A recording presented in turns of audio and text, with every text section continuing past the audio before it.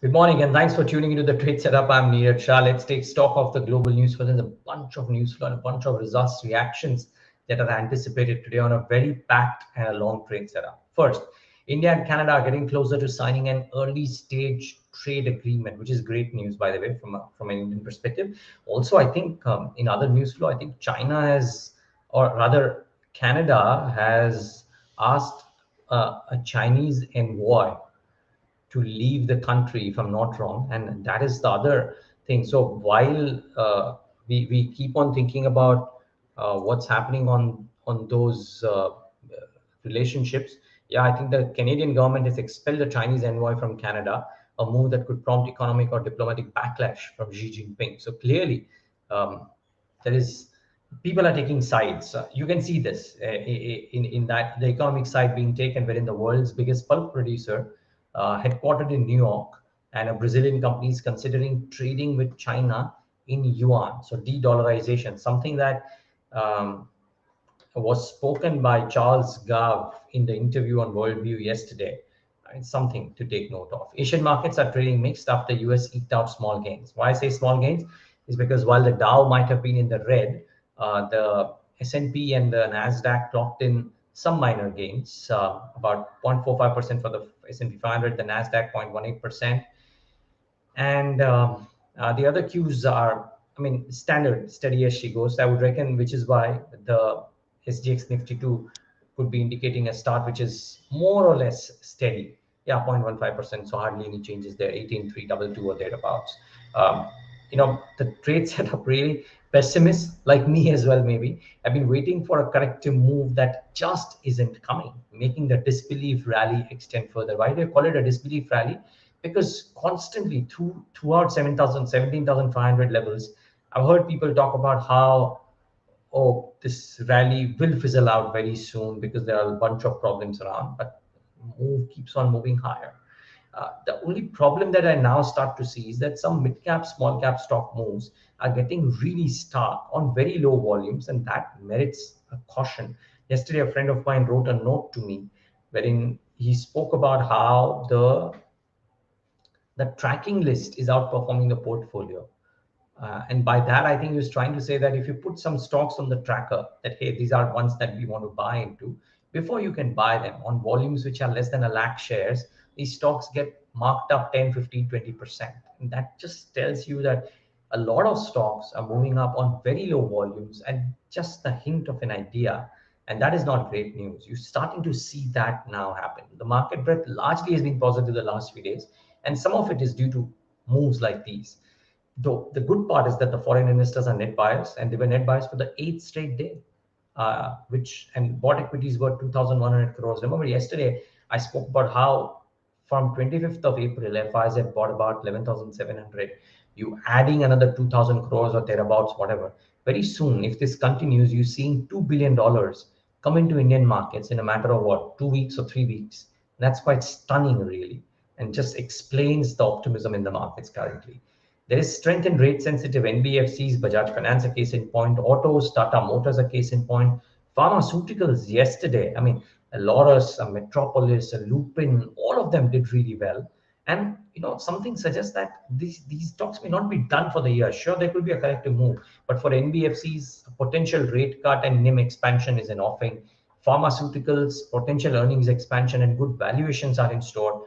Autos and the whole EV thing really working for select companies, and therefore some of these moves might not be done as yet. We might actually see some more upsides into some of those stocks, even if there is a corrective move from this 18,300 level. So bear that in mind. Some pockets like these, plus real estate, plus the reopening theme. Much as people are talking about urban discretionary not doing well, look at the hotel stocks. Almost all of them are trading near or at 52-week highs. Indian hotels certainly at 52-week highs, but even Chalet, even Lemon Tree, just 10 rupees shy from the 52-week or all-time highs. Just tells you the kind of strength that is there.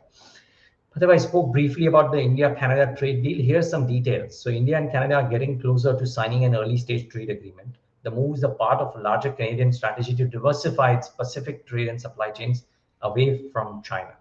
Piyush Goyal was in Ottawa yesterday, that's the Canadian capital, for ministerial talks.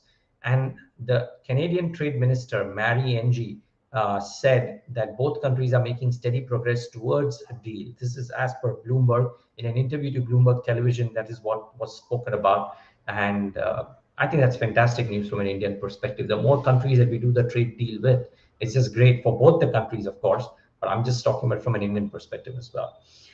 Results today are a clutch of important numbers, high frequency data. So Apollo Tires, it'll be imperative upon that company to do what a Seat and an MRF did. So will be watched out for. Lupin has been in news recently, could be interesting to watch. Westlife Food World has gained so much in the recent past.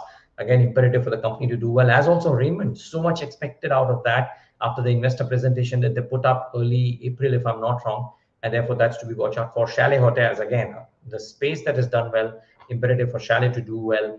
The only gaming company listed, Nazara, interesting to see what they do.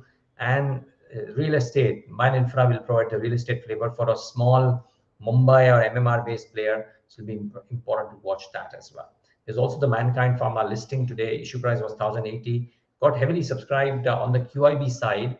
The HNI side was okay, retail marginally flattish, but important to see what this one does. I think the grey market premiums have shot up from 25 at a point of time. Actually, they were at 90, they came down to 25 or 28 or 30, whatever, I don't know the exact number. And then again went back to whatever, 80, 90, 100. So expect a bit of a premium. Let's see if that is to happen or no. Now, the stocks to watch in the session today and a clutch of names would be watched out for. So let's get all the result companies up. So Mahanagar Gas is the first one on the block. So revenues, what I mean by on the block is on the trade setup. So revenue is up nearly 50%. Strong number, 1771 crores. EBITDA up 80%, again 389 versus 308. So you can't really find too much of a fault here. EBITDA margin higher than estimated. Net profit higher than estimated. Really on most counts with Mahanagar Gas, you really can't find a fault.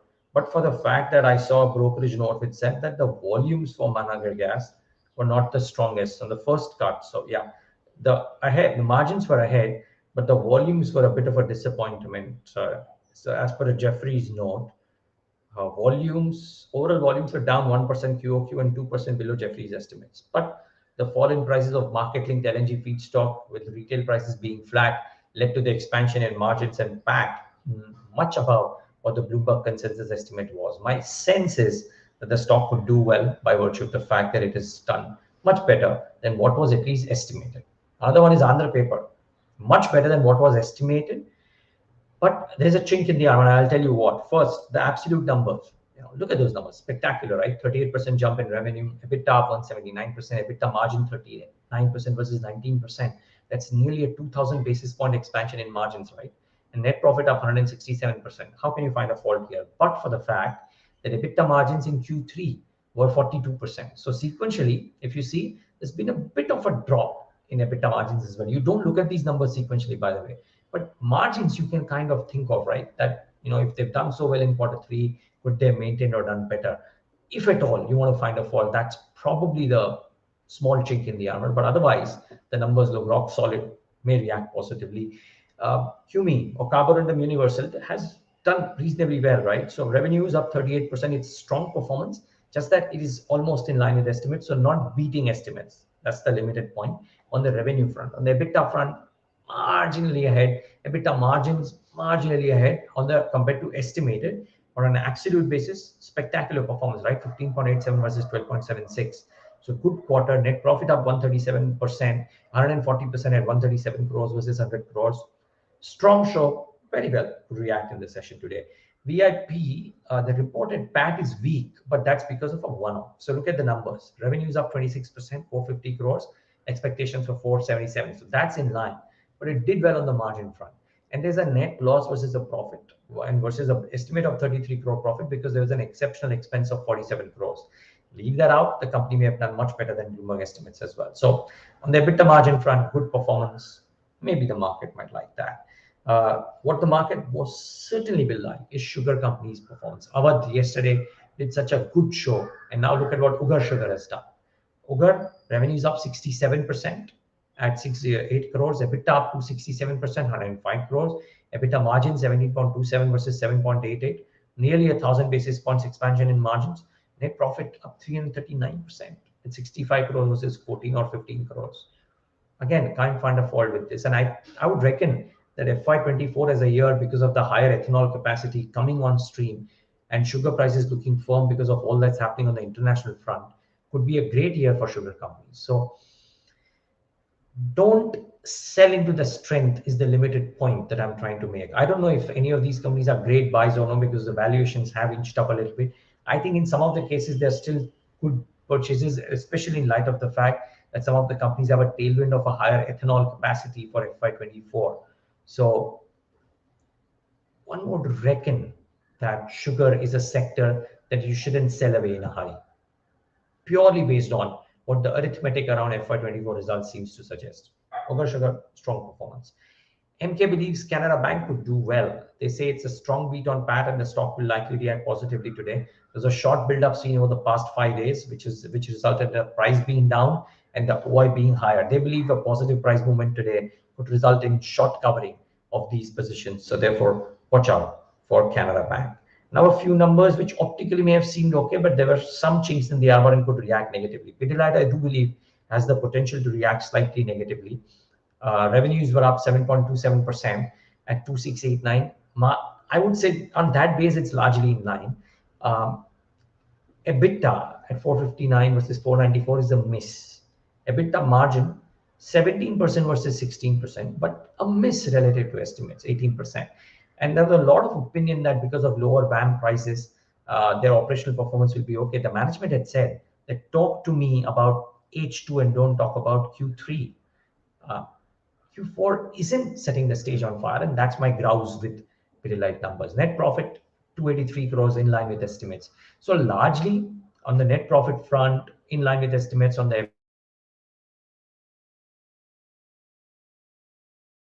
so I think it'll be important to see that. But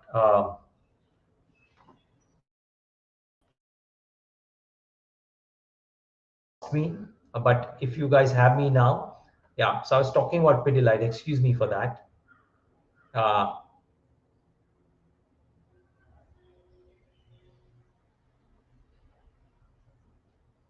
we still on? Okay, if we are still on, excuse me for that. The internet just played a bit of a foul play, but I was talking about Pidilite. Maybe just repeat Pidilite and then move on to the other things. Can we bring up the Pidilite plate, please? Yeah, okay, let's stick with Pidilite. Excuse me for that, viewers. So Pidilite, the numbers were largely in line or maybe a marginal miss. And relative to what were estimates set up by the company, I think it's a bit of a disappointment. So maybe we have a small negative reaction on Pidilite in the session today. But if the management gives positive commentary for the quarters ahead, then that might make the stock move a little bit on the positive side too.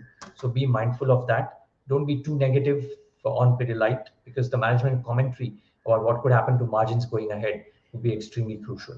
In Birla Soft, the numbers were a bit of a disappointment. Really flattish performance on the revenue front, EBIT margin at 11.9 versus 11.82 expectation, net profit at 112 versus 109.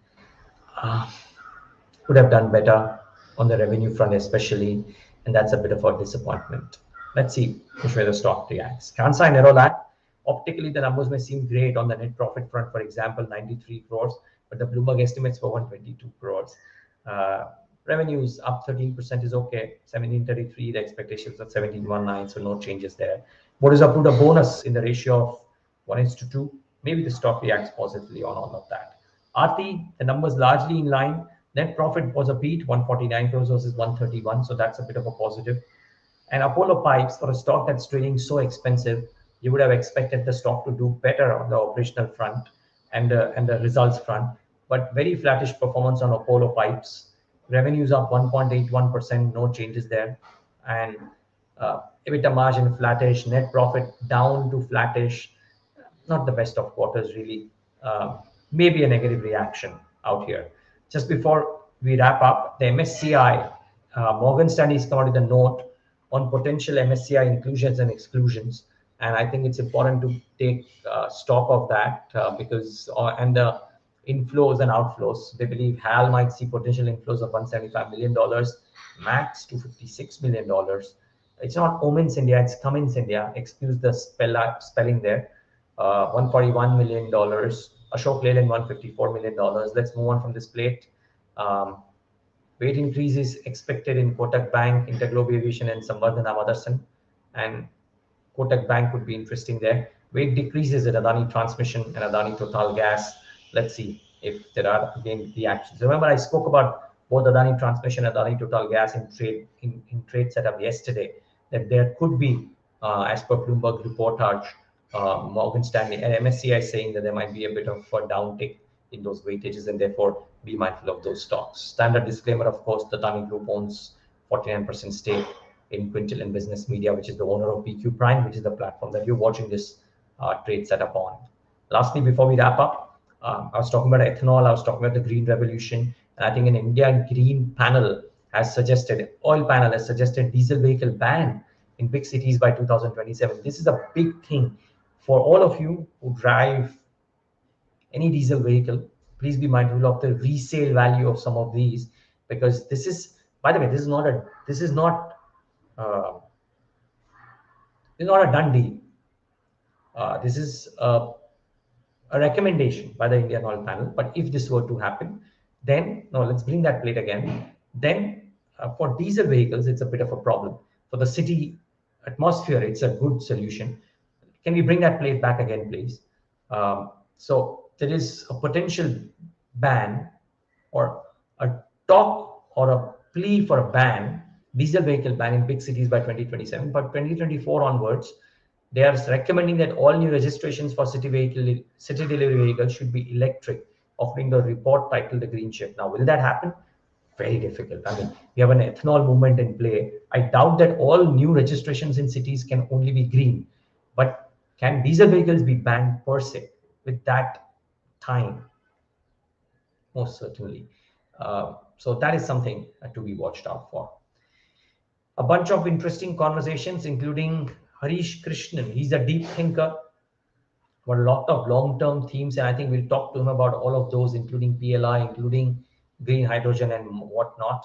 There is Birlasoft MD Anjan Guha joining in at 10:30 a.m. So Q4 conversations with him. Happiest Minds at 10:45. Vice Chairman and MD, both of them would be talking. So that'll be an interesting conversation. Both of them with my colleague Tushar. At 12:30, we'll have Pidilite MD Bharat Puri in a conversation with me. So that is something that I would want to quiz him on about the outlook for FY24. And then, of course, the standard conversations on key stocks to watch continue throughout the day today. And some other conversations coming up as well. So all of those will be live on BQ Prime. Thanks so much for tuning in to the Trade Setup.